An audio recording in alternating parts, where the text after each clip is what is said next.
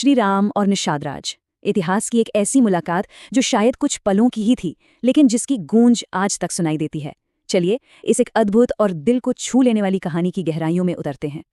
कभी सोचा है कि क्या सचमुच एक पल में कुछ ऐसा हो सकता है जो हमेशा के लिए याद रह जाए? ये कहानी बस उसी एक पल की है, एक ऐसा लम्हा जिसने सब कुछ बदल दिया। तो आज हम सबसे पहले समझेंगे कि माहौल क्या था, यानी वनवास का संदर्भ। फिर गंगा किनारे हुए उस ऐतिहासिक मिलन को देखेंगे। उसके बाद भक्ति और दोस्ती के असली मायने जानेंगे, और ये भी कि इससे सामाजिक बराबरी का क्या संदेश मिलता है। और आखिर में वो एक सीख जो आज भी उतनी ही जरूरी है। तो चलिए कहानी की शुरुआत करते हैं उस समय के हालात से। तो देखिए, सीन कुछ ऐसा है। एक तरफ है श्री राम, अयोध्या के राजकुमार, जो अपना सब कुछ, अपना राजपाट छोड़कर अपने वचन और धर्म को निभाने के लिए वनवास पर हैं। और दूसरी तरफ है निषाद राज गुह, श्रृंगवेरपुर के राजा, जो जंगलों और नदियों के स्वामी हैं। यानी एक राजा जिसने अपना राज्य छोड़ा है और दूसरा राजा जो अपने राज्य में है। और बस यहीं इन दोनों का मिलना तय था। और अब आते हैं कहानी के उस सबसे अहम, सबसे यादगार पल पर। जैसे ही निषाद राज को पता चलता है कि श्री राम आए हैं, वो एक पल भी नहीं सोचते। अपना सिंहासन, अपनी राजसी शानो शौकत, सब कुछ भूलकर वो बस दौड़ पड़ते हैं। उनके मन में उस वक्त कोई सियासत या प्रोटोकॉल नहीं था। बस एक ही भाव था जो उनके शब्दों में भी झलकता है, आज मेरा जीवन सफल हो गया।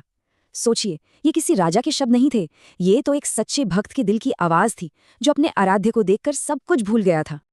और राम ने इस निस्वार्थ भक्ति का जवाब कैसे दिया? उन्होंने भी कोई दूरी नहीं रखी। अयोध्या के राजकुमार ने आगे बढ़कर निषाद राज को सीधे अपने गले से लगा लिया, बिल्कुल एक दोस्त की तरह, एक भाई की तरह। बस वो एक आलिंगन था, और उस एक पल में समाज के बनाए सारे भेद, सारे फासले सब मिट गए। तो ये जो मिलना था, ये सिर्फ एक औपचारिक मुलाकात नहीं थी, बिल्कुल नहीं। इसके पीछे भक्ति और दोस्ती का एक बहुत ही गहरा, एक बहुत ही मजबूत बंधन छुपा हुआ है। तो इस मुलाकात की खास बात क्या थी? पहली बात, ये दोस्ती किसी भी सामाजिक ऊंच नीच या पद से बहुत ऊपर थी। दूसरी, ये निषाद राज की सच्ची और बिना शर्त वाली भक्ति का सबसे बड़ा सबूत थी। तीसरी, ये दो लीडर्स के बीच आपसी सम्मान को दिखाती है। और सबसे बढ़कर ये हमें सिखाती है कि प्यार और अपनापन किसी भी नियम कानून या पदवी से कहीं ज्यादा बड़े होते हैं। चलिए अब इसके सामाजिक पहलू को समझते हैं, जो शायद आज के समय में सबसे ज्यादा जरूरी है। यहाँ श्री राम का व्यवहार एक सच्चे लीडर की परिभाषा बताता है। एक ऐसा लीडर जो लोगों से उनके पद या जाति से नहीं, बल्कि उनके दिल से जुड़ता है।